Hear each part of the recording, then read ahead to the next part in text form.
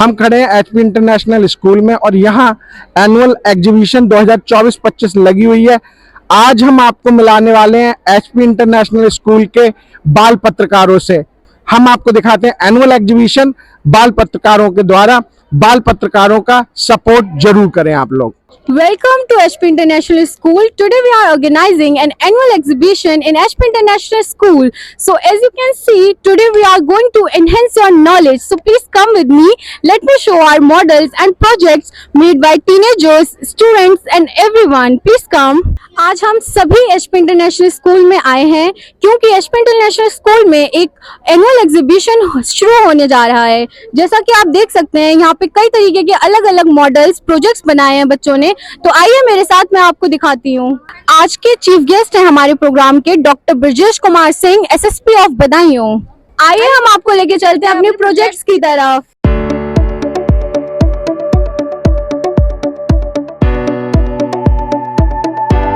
Exhibition waste to what? So here we can see like we have collected all the waste products which was organized by the product exhibition team. तो sir जो exhibition बनाते हुए हर project में बनते हुए जो कचरा इकट्ठा हुआ था हमने उसे इकट्ठा करा और हम उसे इधर जला रहे हैं। अब बर्न करने के बाद यहाँ पर हमारे पेल्टियर मॉड्यूल्स और प्लेट्स लगी हुई हैं। अब वो क्या काम करती हैं, वो जब हीट से एक्सपोज होती हैं तब वो इलेक्ट्रिसिटी जनरेट करती हैं, बट ये डीसी जनरेट करती हैं तो हम इसे सीधे घर में इस्तेमाल नहीं कर सकते अपने। तो हम उससे अपनी इधर बैटरीज है हमारी 12 वोल्ट की, इसे हम चार्ज करते हैं। So from here we charge through the converter, हम उसे एसी करंट में चेंज करते हैं और लगभग 12 वोल्ट का डायरेक्ट करंट 220 वोल्ट का अल्टरनेट करंट बनाता है। इससे कन्वर्ट करके हम अपने अप्लायंसेस यूज कर सकते हैं like this. Welcome to GST Corner. I have along with my teammates representing how GST works. तो जैसा आप देख सकते हैं ये GST रेट्स है। आज के दौर पे, आज का ज़माना है, वहाँ पे लोग नहीं जानते कि GST कैसे चलती है, GST क्या है, हम किन किन चीज़ों पे GST लगा सकते हैं, किन पे नहीं लगा सकते। तो हम आज बता रहे हैं आपको 0% GST, 5% GST, 12% GST, 18% GST and 28% GST। 0% GST वो है जहाँ अनपैकेज्ड फूड है, वहाँ हम 0% GST लगा सकते हैं। अगर हमारा फूड पैकेज्ड है तो हम वहाँ पे 5% GST लगाएंगे। और हम 12% GST में हमारा आ जाता है chutney, jam, jelly, carrom board, pickle etcetera. And 18% GST में हमारे स्टैंडर्ड गुड्स आ जाते हैं, लाइक महंगी कार्स आ जाती हैं, एल्यूमिनियम आ जाता है, हेयर ऑयल आ जाता है। और 28 पे हमारा आ जाता है लग्जरी आइटम्स लाइक कार हो गई, एसी हो गई, मोटरसाइकिल हो गया एंड रेफ्रिजरेटर एक्सेट्रा। तो आप जैसा कि देख सकते हैं यहाँ पे हमने कुछ एग्जांपल्स लगाए हुए हैं। तो ये हमारा 0% में कुछ एग्जांपल हैं, 12% पे है, 18% में है, 5% में, 28% में है। शुक्रिया। ग्राम panchayat is like a small village council. ग्राम पंचायत गांव के छोटे मोटे झगड़ों को निपटाने का काम भी करती है।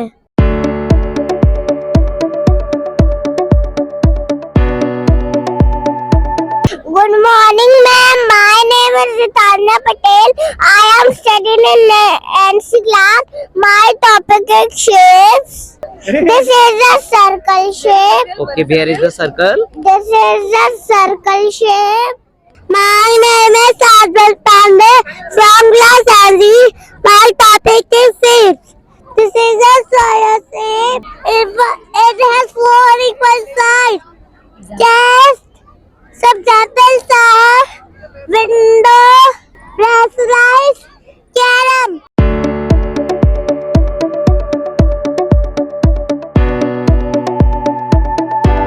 तो जैसा कि आप सभी जानते हैं आज की दुनिया में हमें शुद्ध चीजें मिलती नहीं है, हमें सब सारी चीजें मिलावटी ही मिलती हैं। तो हमारे विद्यालय के बच्चे आज आपको सिखाएंगे कि हम कैसे अशुद्ध और शुद्ध चीजों को अंतर देख सकें। Good morning. तो we are doing the adulteration test through which we can check whether the items are pure or impure. इससे हम देखेंगे कि जो हमारे खाने का सामान है वो शुद्ध है या अशुद्ध है।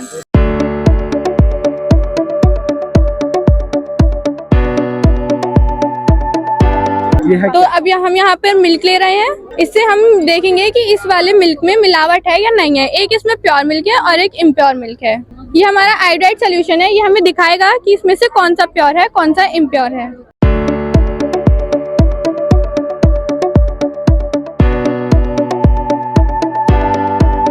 As you can see that the color is changing. This one is impure milk, क्योंकि इसने कलर चेंज कर दिया है। इस वाले मिल्क का कलर चेंज नहीं हुआ है, ये प्योर मिल्क है। इसमें यूरिया प्रेजेंट है जो कि हमारे हेल्थ के लिए बहुत हार्मफुल होता है, जिससे हमें लंग कैंसर और किडनी कैंसर भी हो सकता है। दिस इज ब्रेड क्रम, इसमें हम दिखाएंगे कि स्टार्च प्रेजेंट है या नहीं है। ये कलर चेंज हो गया है इसका मतलब है इसमें स्टार्च प्रेजेंट है। तो जैसा कि हमने आपको यहाँ पे टेस्ट करके दिखाया, ये आप अपने घर पर भी बहुत आसानी से पता कर सकते हैं। इसके लिए बस आपको मार्केट से एक आयोडाइड सोल्यूशन परचेज करना होगा। Thank you. जिस प्रकार देश में एक देश एक चुनाव की बात हो रही हो, संसद में नए सत्र का आगाज होने जा रहा हो, शीतकालीन सत्र चल रहा हो, ऐसे में हमारी जो नवीन संसद है उसकी उपयोगिता हमारे बीच में क्या रह जाती है, इसके बीच में हम समझते हैं एचपी इंटरनेशनल स्कूल के हमारे होनहार विद्यार्थी कुणाल पटेल से, जिन्होंने ये नवीन संसद भवन को स्थापित करके एक नवीन दर्शन देने का काम किया है, विद्यार्थियों के बीच में ये बताने का काम किया है कि देश को, संसद को चलाने के लिए एक रिपब्लिक, एक डेमोक्रेटिक जो गवर्नमेंट है वो इस देश की ही है। तो कुणाल पटेल, आप क्या कहना चाहेंगे इस संसद के बारे में? सर, ये हमारी नई संसद है और सर इसका निर्माण 2023 में पूरा हुआ था। सर, ये हमारे honourable prime minister Shri Narendra Modi ji द्वारा किया गया था। 28 मई को, संडे का दिन था वो। सर, ये जो हमारी पार्लियामेंट है, ये पुरानी पार्लियामेंट से बहुत ही अलग है। जो हमारी पुरानी पार्लियामेंट थी उसे हम पूरी तरीके से पार्लियामेंट या फिर संसद भवन नहीं कह सकते हैं, क्योंकि वो ब्रिटेन के जो वाइसरॉय थे उनका ऑफिस था असल में। और ये जो हमारी पार्लियामेंट है, ये एक कंप्लीट पार्लियामेंट है। उसमें जो लोकसभा और राज्यसभा थे वो एक साथ थे, परंतु इसमें अलग हैं। इसमें लोकसभा और राज्यसभा दोनों के अलग केबिन, अलग कैबिनेट हैं। सर, इसमें मिनिस्ट्रीज को लेके आप क्या कहना चाहेंगे? सर, जो पुरानी पार्लियामेंट थी उसमें मिनिस्ट्रीज जो थी पार्लियामेंट के अंदर नहीं थी, इसलिए हम नहीं कह सकते उसे पार्लियामेंट। मिनिस्ट्रीज सब बाहर थी, सारे काम बाहर से होते थे, इस वजह से काम होने में बहुत ही ज्यादा देर लगती थी। लेकिन ये जो हमारी नई पार्लियामेंट है, इसमें सारी मिनिस्ट्रीज इसके अंदर हैं, पार्लियामेंट के अंदर। अच्छा, मैं इस संसद के आकार की यदि बात करूं तो ये अपने आप में बड़ा अलग आकार है। तो ये जो शेप है, ये संसद में कहाँ से ली गई, इसके बारे में क्या कहना चाहेंगे? ये जो शेप है संसद की, ये चाणक्य डायनेस्टी के मधुकेश्वर मंदिर जो है, मधुकेश्वर मंदिर, उससे इंस्पायर्ड है, उससे ली गई है ये शेप। अच्छा, ये मैं यहाँ पे देख रहा हूँ, ये स्टिक को, उसके ऊपर नंदी, आखिर में ये चीज क्या है? सर, ये हमारा संघोल है, ये हमारी देश की शान है। ये जो था पुराने समय में राजाओं को भेंट दिया जाता था, जो प्रीस्ट होते थे, जो ब्राह्मण होते थे, उनके द्वारा। और ये जो था ब्राह्मण, गुप्ता डायनेस्टी और चोल डायनेस्टी के बहुत सुना है। जी, उससे भी रिलेटेड है। जी। तो नवीन संसद में इसे स्थापित करने के लिए क्या रीजन है?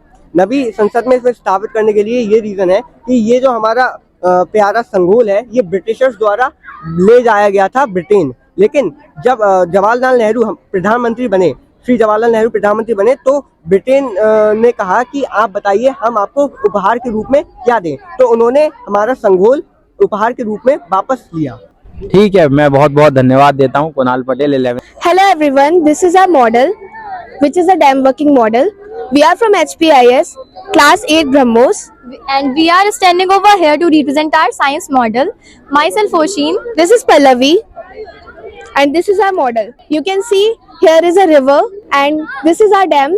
And with the help of that DC water pump, the water is coming in the dam and then going down in the river.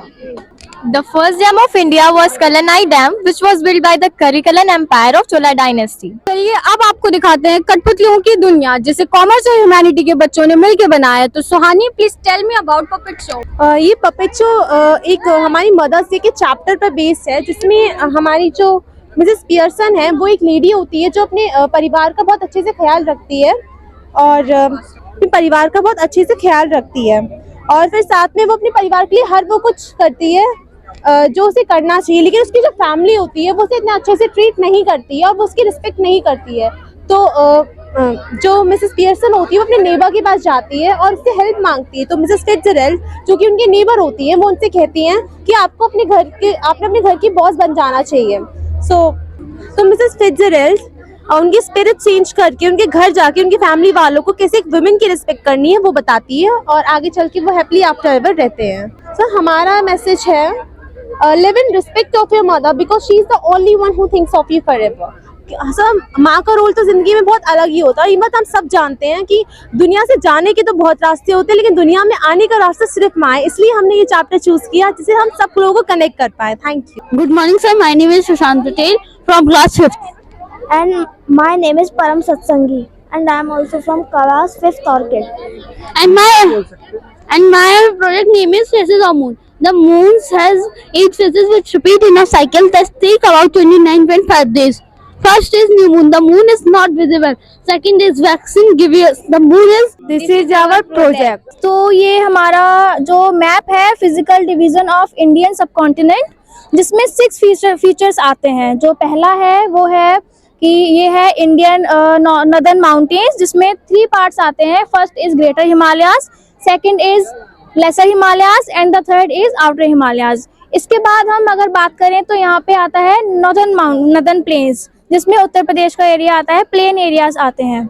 इसके बाद आता है डेजर्ट एरिया, इसमें आता है द ग्रेट इंडियन डेजर्ट, जो वर्ल्ड का 9th लार्जेस्ट डेजर्ट है वर्ल्ड में।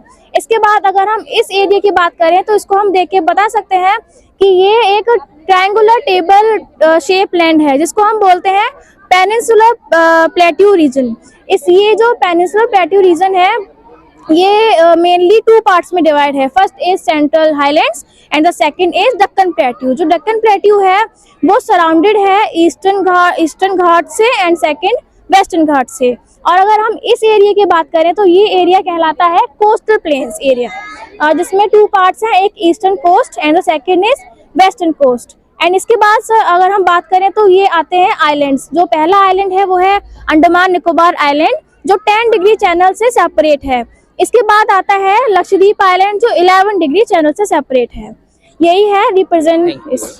Thank you so much. Good morning, sir. My name is Om Chaturvedi. And my name is Dhruv Kumar. We are from class 9th BrahMos, and today we are here to represent our model, that is road accident prevention. Sir, in this model we have installed 2 breakers on the both sides.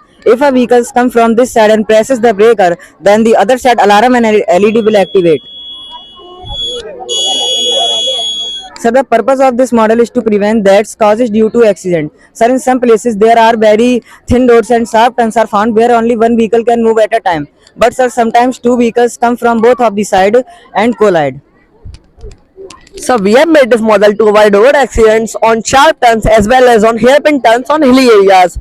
It is based on red or green signals that works on pressing the breaker. If one vehicle comes from one side and presses the breaker, a red signal is passed to the other side vehicle. If in case vehicles are coming from both of the sides at the same time, then a green signal is passed to only one side, while red signal is passed to both of the sides by using road accident prevention. Thank you so much, sir. The science of today is the technology of tomorrow. Greetings to everyone. My name is Ashwarya Kumar. My name is Devansh Manan. Today we are standing here to present our science model. The name of our science model is electric blower. Why we get the idea of making this and the purpose is an electric blower is an electric current that help us to keep our hands warm. We choose it is because it is a science working model and can be used as a reference to make more powerful hot air blower, and winters are also coming, so it will be helpful to others. A very glorious morning to one more present over here. Myself Ojal Yadav, and this is our team medical mechanic. So today we are knowing you to what is dialysis machine. Through when the kidney stop working of a human, we know what is dialysis machine. By the blood pumper regulates the pressure of the blood, and the heparin to prevent clotting, and the dialyzer filter to filters the blood. Now the clean blood again inserting to the patient's body after cleaning. Thank you.